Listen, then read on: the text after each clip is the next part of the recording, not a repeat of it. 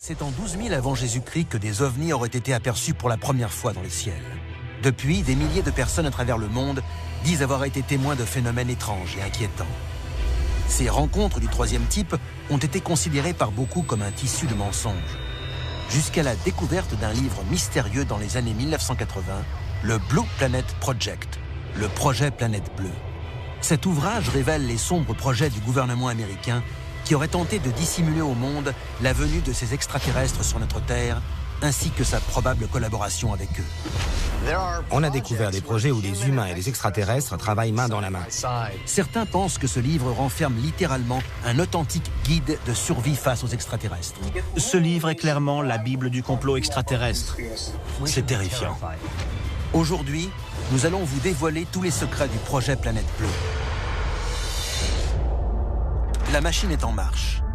Des dossiers restés confidentiels pendant des décennies et décrivant des manifestations extraterrestres ont été rendus publics.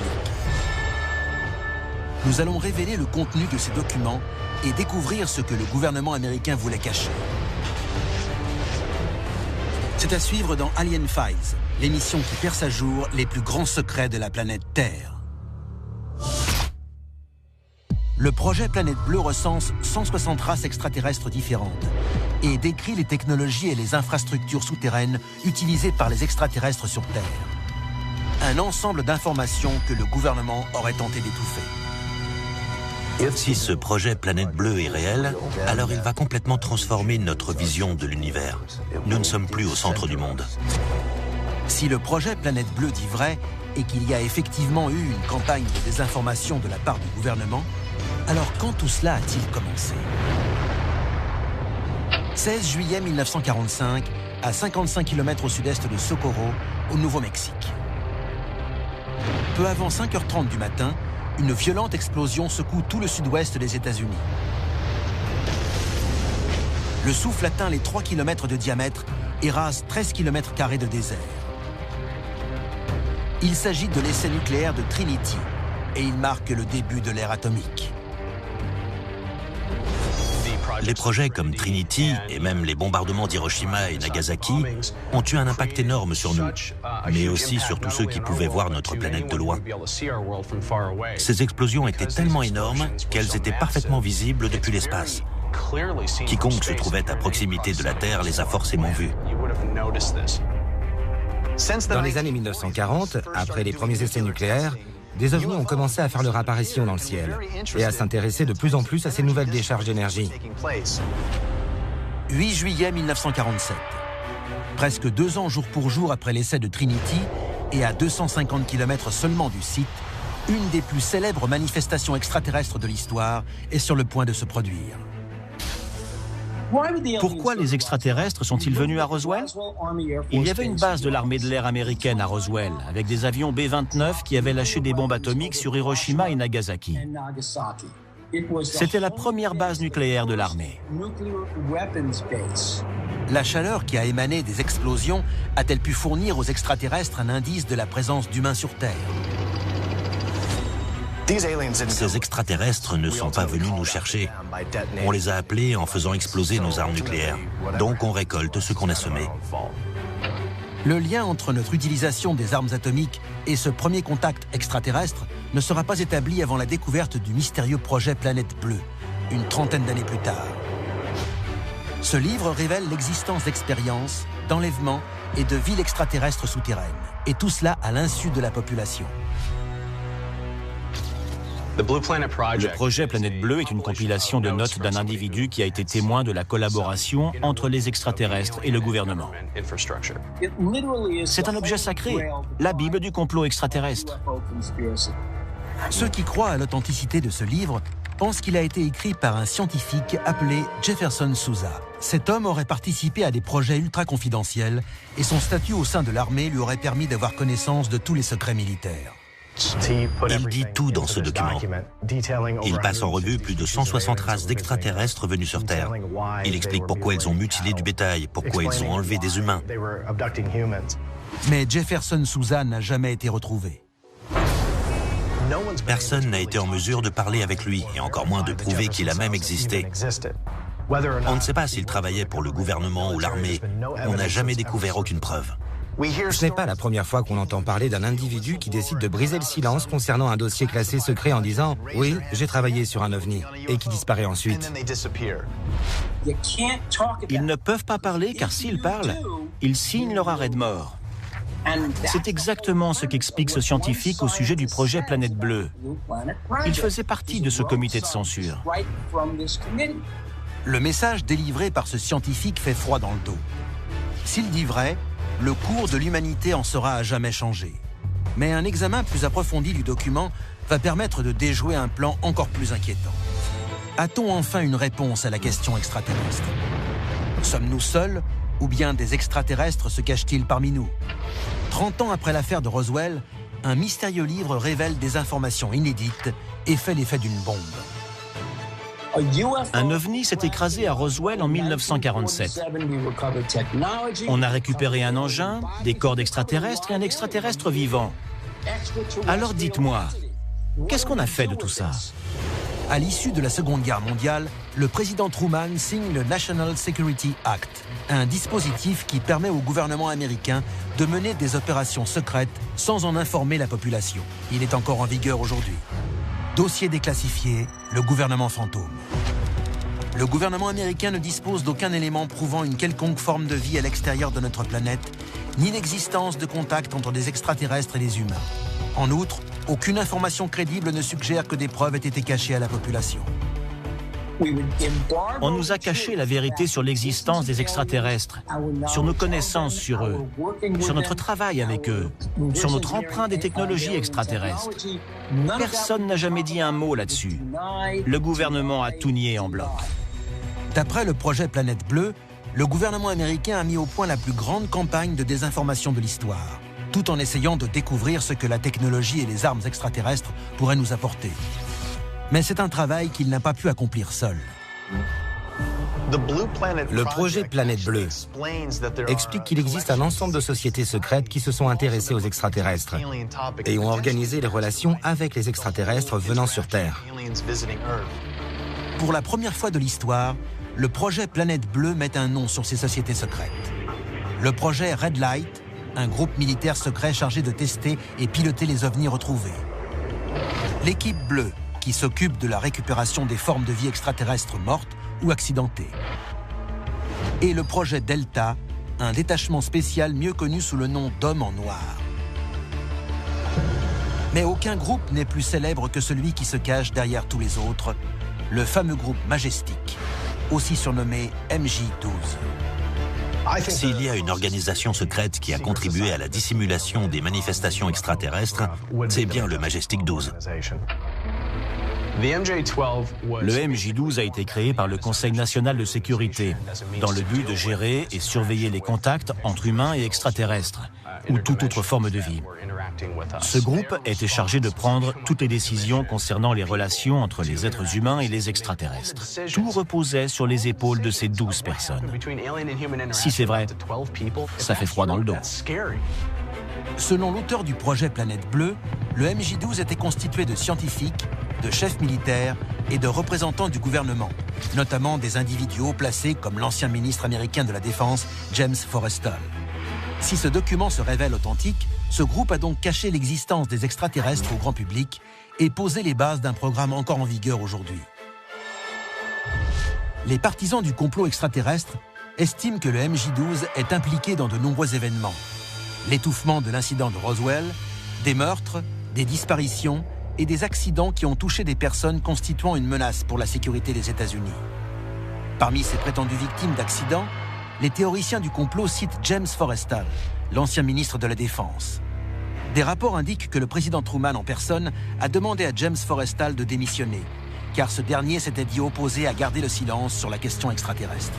Au matin du 22 mai 1949, James Forrestal est retrouvé mort après avoir mystérieusement sauté du 16e étage de l'hôpital où il avait été admis.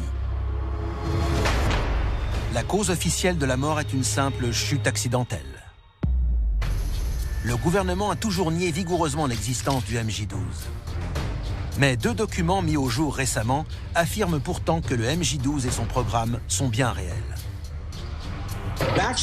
Ils ont trouvé la preuve que ces groupes secrets existent bien. qu'ils sont toujours en service et qu'ils accomplissent exactement la mission qu'on leur a confiée, garder l'existence des ovnis secrètes tout en étudiant leur technologie. Je n'ai pas besoin d'y croire. Les preuves sont là. Et ce sont des preuves qui seraient recevables dans un tribunal. Et les révélations ne s'arrêtent pas là. L'auteur du projet Planète Bleue va encore plus loin. Dans les années 1940, des rapports faisaient état d'atterrissages extraterrestres. Ils étaient coordonnés par l'armée de l'air américaine. Et ils faisaient état aussi de traités signés avec diverses nations extraterrestres qui nous donnaient accès à leur technologie. Si je suis convaincu qu'on a eu des contacts avec ces espèces, c'est parce qu'à l'époque de ces expérimentations, l'industrie américaine a décollé. Ça a commencé dans les années 1940. Les gens disent que c'est à cause de la guerre, mais il s'agissait de technologies qui n'existaient pas auparavant. Comment est-ce possible? Les extraterrestres nous ont aidés à développer de nouvelles technologies. Mais qu'est-ce qu'on leur a donné en échange? Les extraterrestres sont-ils parmi nous? Et si oui, d'où viennent-ils? Et que veulent-ils? Dans les années 1980, un document inquiétant a commencé à circuler au sein de la communauté des partisans de la théorie du complot. Un document suggérant que des extraterrestres vivent en secret sur notre planète, le projet Planète Bleue. Ce livre décrit plus de 150 espèces d'extraterrestres ayant visité notre planète. Plus effrayant encore, il fournit un portrait très détaillé de ces races, comme si son auteur les avait approchées de près.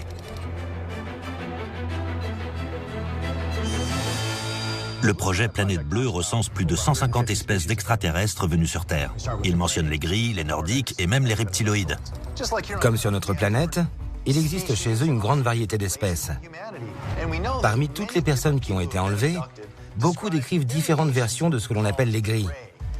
Il s'agit d'êtres maigres, qui mesurent entre 90 cm et 1,20 m. Ils ont une grosse tête bulbeuse et des yeux noirs en amande. Et ce qui est intéressant, c'est que toutes ces descriptions concordent. Ce qui se passe ensuite diffère selon les versions. Est-ce qu'il s'agit d'un affrontement violent ou seulement d'un voyage autour de la planète en vaisseau spatial? Ces deux versions sont les plus répandues. Parmi les espèces malveillantes recensées dans le livre, les rigéliens, qui vivent sous l'eau, et les reptiloïdes sont des créatures dangereuses qui ont parfois besoin du sang des humains pour survivre. Mais selon le projet Planète Bleue, toutes les espèces d'extraterrestres ne souhaitent pas la disparition des humains. Par exemple, les Nordiques, une race de grande taille proche des humains, seraient pacifiques et souhaiteraient le salut des hommes. L'étonnante variété d'espèces décrites dans le livre soulève une question troublante. Comment un nombre aussi important d'extraterrestres ont-ils pu vivre sur Terre et sur les planètes voisines sans que nous n'en sachions rien? Le projet Planète Bleue ne se contente pas de dresser le portrait robot de ces créatures étranges. Il nous dit également où elles se cachent. Dossier déclassifié, la base de Dulce. À Dulce, au Nouveau-Mexique, plusieurs témoignages font état d'une immense installation souterraine. Une base secrète organisée sur plusieurs niveaux et hautement confidentielle. Si les partisans du complot disent vrai, sous la réserve indienne des Apaches Jicarilla se trouve une ville construite pour cacher des extraterrestres travaillant main dans la main avec le gouvernement américain. J'y suis allé. J'ai passé du temps avec le peuple Apache Jicarilla et tous racontent des histoires très étranges, avec des lumières et des objets volants non identifiés dans le ciel. D'autres disent avoir vu des créatures bizarres courir dans la forêt la nuit. Il se passe forcément quelque chose là-bas. Cette base s'étendrait sur 7 niveaux souterrains et abriterait plus de 18 000 extraterrestres. On y pratiquerait tout un éventail d'expériences, de la production d'armes très sophistiquées à la création d'un hybride du lézard et de l'homme. Plus on descend, plus c'est secret. En fonction des niveaux, les recherches s'intéressent davantage aux besoins des extraterrestres qu'aux besoins des hommes. On a entendu parler de projets assez inquiétants. Par exemple, d'une cuve remplie de membres humains dans laquelle les extraterrestres plongent pour absorber des nutriments à travers leur peau. D'autres niveaux se consacrent à la fécondation in vitro, à la conception d'extraterrestres en éprouvette. Toutes ces choses peuvent-elles réellement avoir lieu ici, sur Terre? Selon le projet Planète Bleue, ce pacte entre l'armée américaine et les races extraterrestres permet de mener différents travaux de recherche sur le contrôle de l'esprit humain, l'accueil des extraterrestres, les tests génétiques ou encore la conservation cryogénique d'humanoïdes. Tout dépend de la nature du pacte conclu entre notre armée et les extraterrestres. Quel était l'accord? À qui appartient cette base? A-t-on eu le choix ou nous a-t-on forcé la main? On ne sait pas exactement comment ça s'est passé. Tout ce qu'on sait, c'est que ça s'est passé. On les a autorisés à enlever un certain pourcentage de notre population pour la recherche médicale et pour des expérimentations qui les intéressaient. Mais ce qui s'est passé, c'est qu'ils ont rompu le pacte et enlevé beaucoup plus de gens que ce qu'on avait prévu au départ. Des témoignages décrivent ces enlèvements comme extrêmement violents et terrifiants. On parle de victimes humaines. Si le projet Planète Bleue dit vrai, il pourrait s'agir de n'importe qui, y compris des gens de votre famille. Personne n'est à l'abri. Dans quel but ces expérimentations ont-elles été menées? Le projet Planète Bleue fournit une réponse troublante. L'auteur du projet Planète Bleue dit qu'il existe plusieurs explications à ces enlèvements, mais que la principale raison serait la reproduction. Des extraterrestres nous enlèvent et font différentes expériences, notamment des croisements avec des humains. Pourquoi ferait-il une chose pareille? Pourquoi croiser un humain avec un extraterrestre? La réponse la plus évidente et qui apparaît clairement dans le livre, c'est qu'ils essaient de sauvegarder leur espèce, ils essaient de se reproduire.